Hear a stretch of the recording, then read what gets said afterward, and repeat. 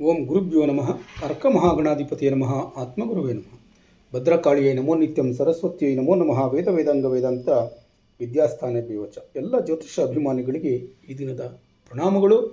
ಈ ದಿನ ನಾವು ವೃಶ್ಚಿಕ ರಾಶಿಯವರ ದಿನ ಭವಿಷ್ಯದ ಬಗ್ಗೆ ಚಿಂತನೆಯನ್ನು ಮಾಡೋಣ.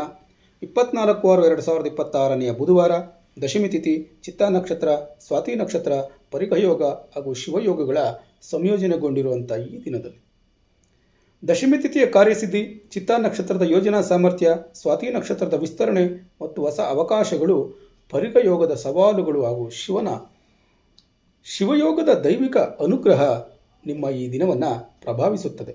ಇಂದು ನಿಮ್ಮ ದೃಢ ನಿಶ್ಚಯ, ಆಳವಾದ ಚಿಂತನೆ ಮತ್ತು ಕಾರ್ಯಕ್ಷಮತೆ ಉತ್ತಮ ಫಲಗಳನ್ನು ತಂದುಕೊಡುತ್ತದೆ.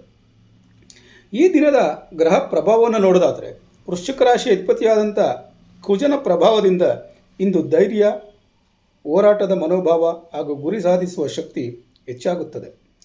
ಕಠಿಣ ಕಾರ್ಯಗಳನ್ನು ಪೂರ್ಣಗೊಳಿಸುವ ಸಾಮರ್ಥ್ಯ ಹೆಚ್ಚಾಗ್ತದೆ. ಆತ್ಮವಿಶ್ವಾಸದಲ್ಲಿ ವೃದ್ಧಿಯಾಗ್ತದೆ. ರಹಸ್ಯ ಅಥವಾ ಸಂಶೋಧನಾ ವಿಷಯಗಳಲ್ಲಿ ಯಶಸ್ಸು ಪ್ರಾಪ್ತಿಯಾಗ್ತದೆ. ಮುಖ್ಯವಾದಂಥ ಸೂಚನೆ: ಆವೇಶಕ್ಕಿಂತ ವಿವೇಕಕ್ಕೆ ಹೆಚ್ಚು ಮಹತ್ವವನ್ನು ನೀಡಿ. ದಶಮಿ ತಿಥಿಯ ಪ್ರಭಾವ ಇರೋದರಿಂದ ಕಾರ್ಯಸಿದ್ಧಿ ಮತ್ತು ವಿಜಯ ಪ್ರಾಪ್ತಿಯಾಗ್ತದೆ. ಉದ್ಯೋಗದಲ್ಲಿ ಪ್ರಗತಿಯನ್ನು ಕಾಣ್ತೀರಿ. ಸಮಾಜದಲ್ಲಿ ಗೌರವ ಹೆಚ್ಚಾಗ್ತದೆ. ನಿಂತಿದ್ದ ಕೆಲಸಗಳು ಪೂರ್ಣಗೊಳ್ಳಬಹುದು. ಅಧಿಕಾರಿಗಳಿಂದ ಸಹಕಾರ ದೊರೆಯುತ್ತದೆ.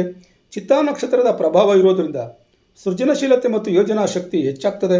ಹೊಸ ಆಲೋಚನೆಗಳ ಉದಯವಾಗ್ತದೆ. ಜನರ ಗಮನ ಸೆಳೆಯುವ ಅವಕಾಶ ಹೆಚ್ಚಾಗ್ತದೆ.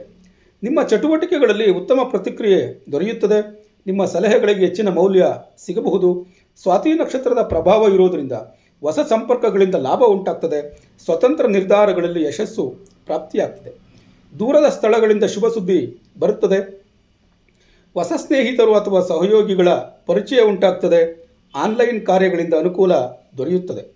ಪರಿಕಯೋಗದ ಪ್ರಭಾವ ಇರೋದರಿಂದ ಕೆಲವೊಮ್ಮೆ ಅಡೆತಡೆಗಳು ಅಥವಾ ವಿಳಂಬಗಳನ್ನು ಉಂಟು ಮಾಡಬಹುದು. ಕೋಪ ಅಥವಾ ಹಠವನ್ನು ನಿಯಂತ್ರಿಸಬೇಕು.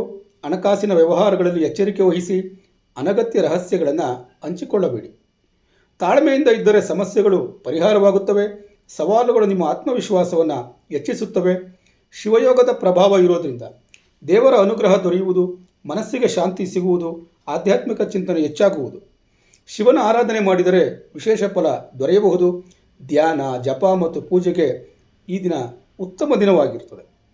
ಉದ್ಯೋಗದಲ್ಲಿ ಪ್ರಗತಿಯನ್ನು ಕಾಣ್ತೀರಿ. ಮೇಲಧಿಕಾರಿಗಳ ಮೆಚ್ಚುಗೆಯನ್ನು ಪಡ್ಕೊಳ್ತೀರಿ. ವಿಶೇಷವಾಗಿ ಈ ದಿನ ಜ್ಯೋತಿಷಿಗಳಿಗೆ, ಶಿಕ್ಷಕರಿಗೆ, ಸಂಶೋಧಕರಿಗೆ, ವೈದ್ಯರುಗಳಿಗೆ, ಯೂಟ್ಯೂಬರ್ಗಳಿಗೆ, ತನಿಖೆ ಮತ್ತು ಆಡಳಿತ ಕ್ಷೇತ್ರದಲ್ಲಿರುವಂಥವ್ರಿಗೆ ಅತ್ಯುತ್ತಮ ದಿನ ಇದಾಗಿರುತ್ತೆ. ಬಿಸ್ನೆಸ್ ಮಾಡುವಂಥವ್ರಿಗೆ ವ್ಯಾಪಾರದಲ್ಲಿ ಉತ್ತಮ ಬೆಳವಣಿಗೆ ಕಾಣ್ತೀರಿ. ಹೊಸ ಒಪ್ಪಂದಗಳಿಂದ ಲಾಭ ಉಂಟಾಗ್ತದೆ.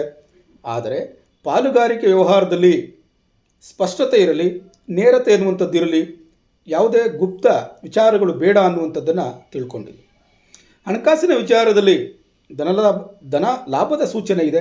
ಹಳೆಯ ಬಾಕಿ ಹಣ ಬರುವಂಥ ಸಾಧ್ಯತೆಗಳು ಇರ್ತದೆ.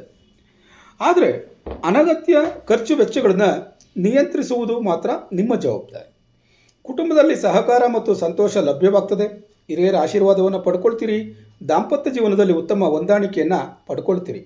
ಆರೋಗ್ಯದಲ್ಲಿ ಗಮನಿಸಬೇಕಾದಂಥ ವಿಚಾರ ಏನು?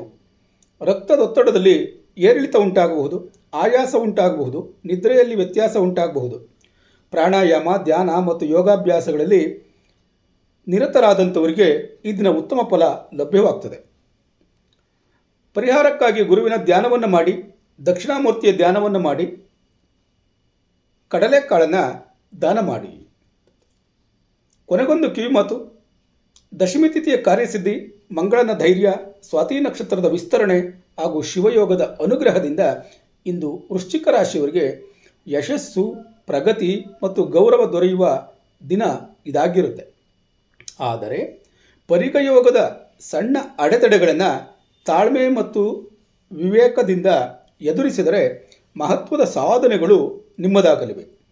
ಈ ದಿನ ಭವಿಷ್ಯ ನಿಮಗೆ ಉಪಯೋಗವಾಗಿದ್ದರೆ ತಪ್ಪದೆ ಚಾನಲನ್ನು ಸಬ್ಸ್ಕ್ರೈಬ್ ಮಾಡಿಕೊಳ್ಳಿ, ಲೈಕ್ ಮಾಡಿ, ಶೇರ್ ಮಾಡಿ. ನಾಳೆಯ ದಿನ ಭವಿಷ್ಯದೊಂದಿಗೆ ಮತ್ತೆ ಭೇಟಿಯಾಗೋಣ. ಧನ್ಯವಾದಗಳು.